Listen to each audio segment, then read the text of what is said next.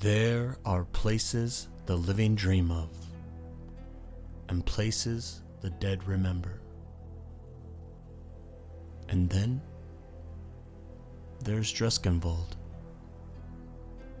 Surrounded by towering walls of shrieking fog and forever trapped between dusk and the witching hour, Dreskenwald is a realm stitched together from nightmare, folktale, and forgotten endings.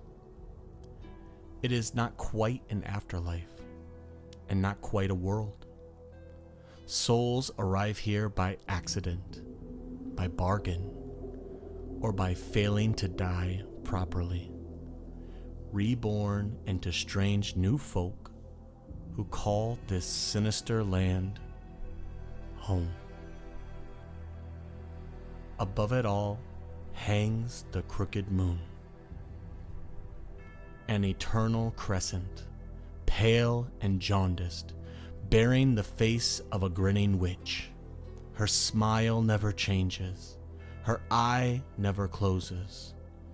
She leers down at Dreskenwald as though enjoying a private joke, a plot woven long ago, with an ending only she remembers. To the people of this land, the moon is simply there, a source of light in an endless night. A comfort, perhaps, or a reminder that something is always watching. The sun never rises here. Instead, a brief orange glow lingers at the horizon during twilight before darkness reclaims the sky. The people divide their days not by dawn or dusk, but by the phases of night.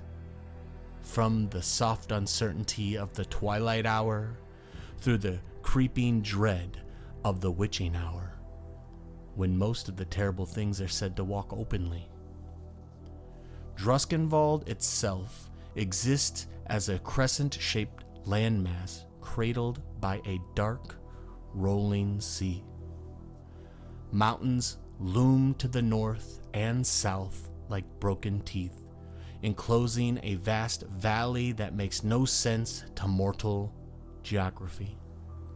Forests give way to moors. Swamps border farmland.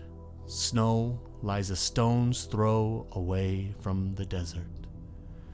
13 provinces sit side by side like mismatched patches sewn into a grandmother's quilt, each with its own rules, its own monsters, and its own stories whispered to children at night. And in the deepest woods, in the darkest corners of memory, ancient things stir.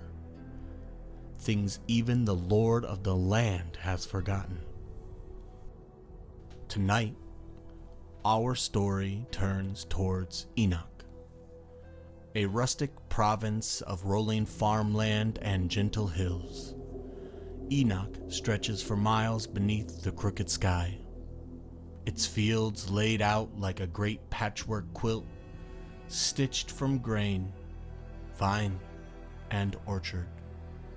This is the breadbasket of Dreskenwald, the place where food still grows plentiful, where markets bustle, and wagons heavy with produce rumble towards distant provinces that would otherwise starve in an endless night.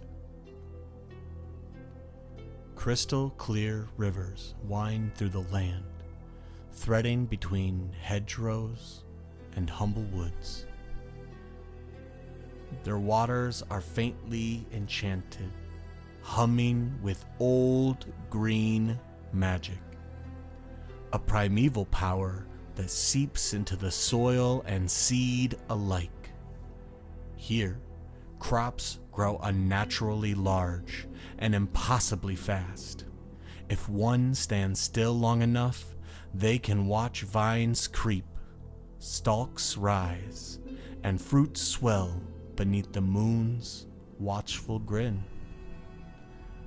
The people of Enoch call this miracle simply life. Each month, a full cycle of planting, growing, and harvesting is completed. An unthinkable blessing in a world without a season or sun. This magic is tended through stories, songs, and rituals passed down across generations. Even the harvest-born, living constructs shaped by the Lord of Enoch himself, join the work, moving silently among the rows with careful, reverent hands. And so, at the end of each month, the people gather for a moonlit harvest. And that's where we find ourselves today. Lanterns glow across the fields like fallen stars as folk of every age head into the crops and orchards together. Laughter carries over the hills, songs rise into the night. The air is thick with the scent of ripe fruit, fresh bread, and crushed leaves. Great wagons are pulled by crop trotters, massive, powerful turkeys whose feathers formed thunder across the fields with surprising grace. These beasts are more than tools. They are companions, guardians, and sometimes even family. Welcome indoors once the labor is done. Children race alongside them. Elders pat their backs for luck. And somewhere in the distance, wagers are already being laid for the next great turkey trot.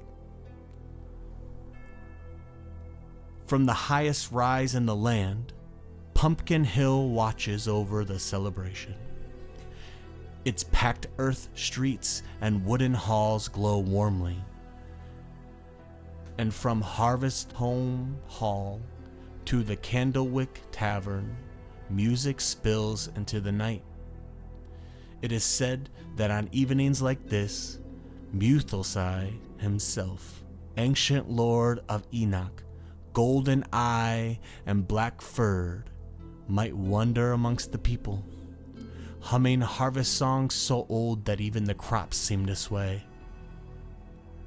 For one night, Enoch feels safe, abundant, almost peaceful. But no province in Druskenbald is without shadows. Parents still whisper warnings to misbehaving children. Eyes still scan the horizon for smoke and ash. And beyond the lantern-lit fields, the dark waits patiently. Because even here, where life grows thick, terror still knows the way home. Welcome to the Crooked Moon.